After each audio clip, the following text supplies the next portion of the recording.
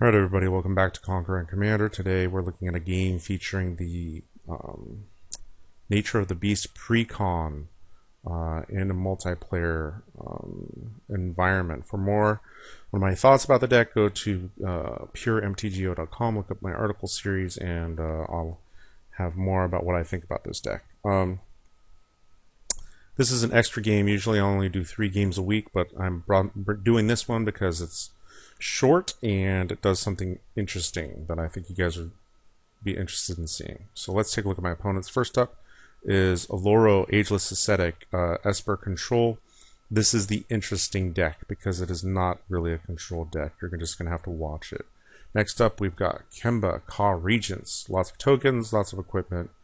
Not much more to say.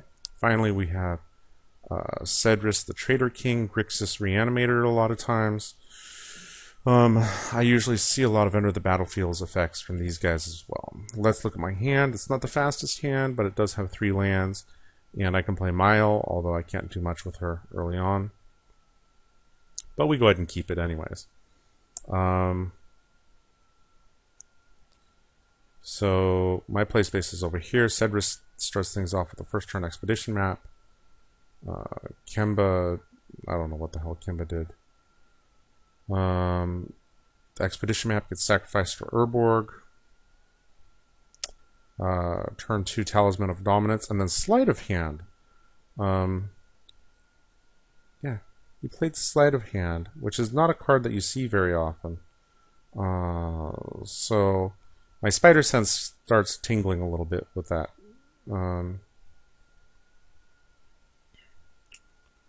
my turn, I go ahead and play Colony Garden. Sedris does nothing. Darksteel Plate from Kemba. Drowned Catacombs from Oloro. I play a Fletchland to get a mountain for Marath. And then Sedris plays Scroll Rack. Good card. Kemba plays... Okay, stop real quick. Healer of the Pride, which is actually pretty good in the Kemba deck. You're going to be gaining a lot of life off this card if you get Kemba out and going. So that's interesting. Oloro continues to gain some life. I'm hoping to draw into another land right here. Oloro plays Grim Monolith. And that's it. I do draw another land, but don't have much else going, so I play Mile. Sedris spins his rack. Sacrifices Misty Rainforest and plays Gilded Lotus. Kemba plays her commander. And that's the last turn any of us see. And she attacks Oloro. Okay, so here we go. Oloro tries to play Ad Nauseam. Alright? Ad Nauseam is always a bad sign. If you see Ad Nauseam played, means somebody's going to try and combo or do something silly. Sedris, luckily, has Mana Drain, right? That should be good, right? No. Oloro counters it with Swan Song. So the Ad Nauseam goes through. He's at 44 life right now, so let's see how far into his deck he's going to dig.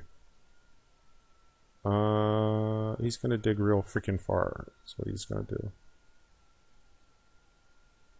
If you take a look at this, like most of the stuff costs 1 or 2 mana at the most. So he's just digging like crazy. And in here somewhere, unless I missed it, there it is. Laboratory Maniac, right there. That's the win condition. There might also be Tendrils of Agony because he can probably use a lot of play a lot of spells at once, but my Lab Maniac is probably the easiest. So, he goes down to 7 life, basically. So he's got 48 cards in his hand right now. You'll also see a lot of, like, 1 mana, there's Impulse and Intuition, Demonic Consultation, Limdal's Vault, Reign of Filth. That's not one you see very often. Sacrifice this land, add... Oh, yeah, okay. It's just more fast mana. Dark Confidant, Spell Pierce, Like the 1 mana counter spells it's going to have.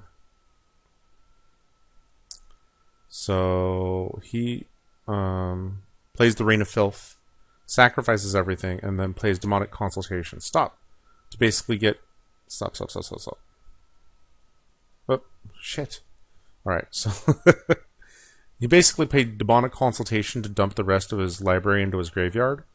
And then found Yawgmoth's Will. And he basically used Yawgmoth's Will to cast Nice Whisper, I think. Was that it? Or he used Yawgmoth's Will to cast... He used... I'm not sure. I know Yawgmoth's Will came into play somewhere. Freaking is so fast. Reveals. He casts Reign of Filth, Demonic Consultation. Laboratory... Oh, he didn't even need Yawgmoth's Will. Laboratory Maniac, and then cast Nice Whisper, targeting himself. So yeah, turn 5 kill. Here's the thing. I don't make decks that can kill on turn 5. Like, if it happens, it almost happens by accident, or I have like a god draw. But you have to be aware that people do play these decks, and they are out there, and you just gotta be happy it didn't take very long and move on to the next one. Alright, guys. Hope you enjoyed that.